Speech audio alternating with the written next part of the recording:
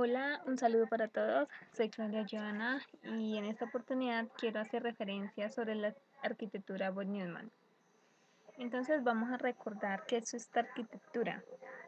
Recordemos que esta arquitectura está formada por la memoria principal, la CPU, la cual contiene el contenedor de programa, los registros, la LU y la unidad de control y por supuesto los componentes de entrada y salida.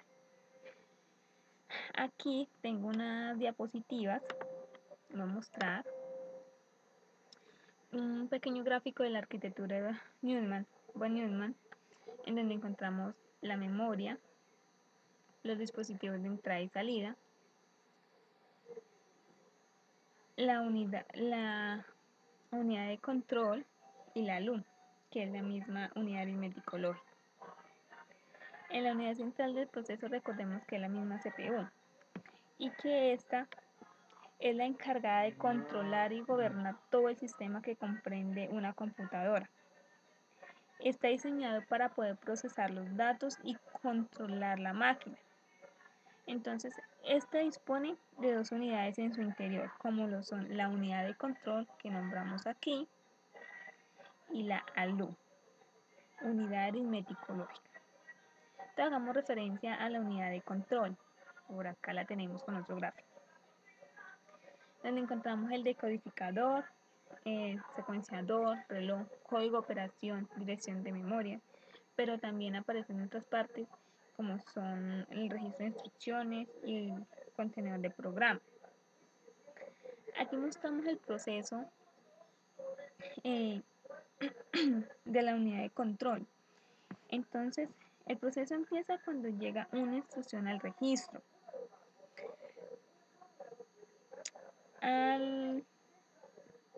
Aquí, cuando pasa el registro de instrucciones, posteriormente el decodificador, aquí este que estoy señalando, interpreta las instrucciones, realizar y cómo deben de actuar los componentes del procesador para llevarla a cabo.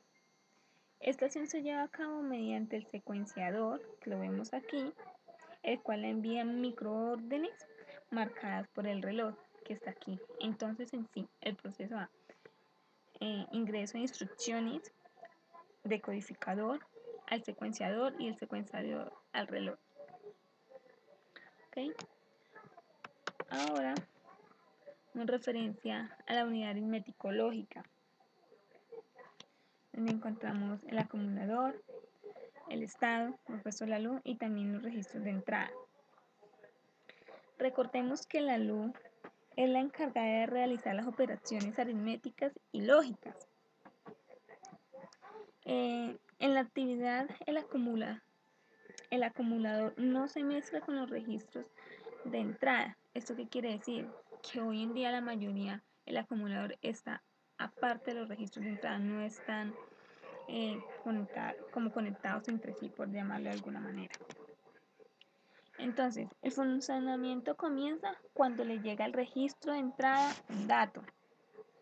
Posteriormente, el circuito operacional y se procesa junto al contenido del acumulador, cual vemos aquí.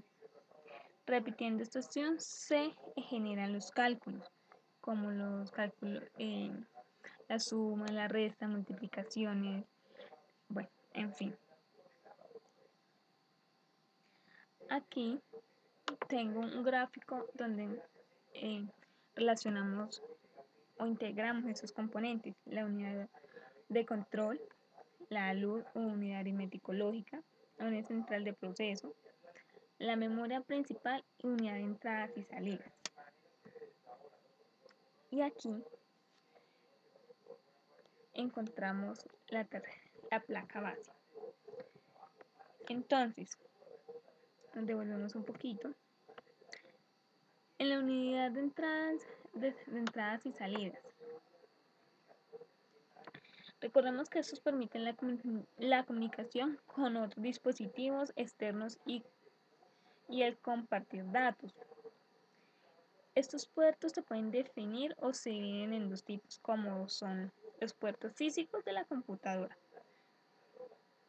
como los conectores integrados a las tarjetas de expansión o en la tarjeta principal. Esos pueden ser. Y también los puertos lógicos de la computadora.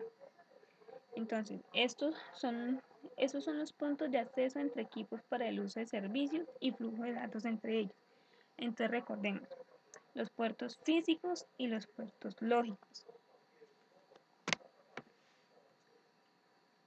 En la tarjeta principal o motor bar o placa principal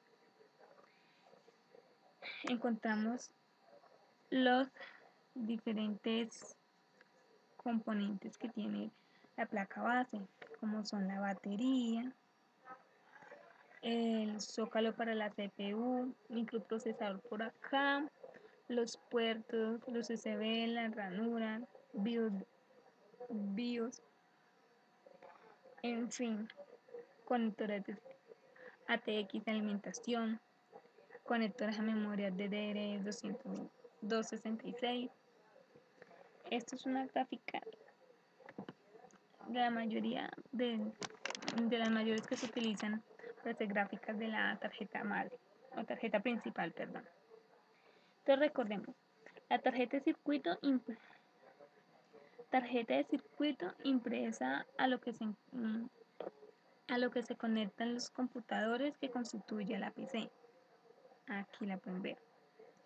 En donde encontramos que la tarjeta tiene instalados una serie de circuitos integrados en los cuales se encuentra el circuito integrado auxiliar, el cual sirve como el centro de conexión entre el microprocesador, CPU, les recuerdo, la memoria de acceso aleatoria, que es la memoria RAM, las ranuras de expansión y por supuesto otros dispositivos.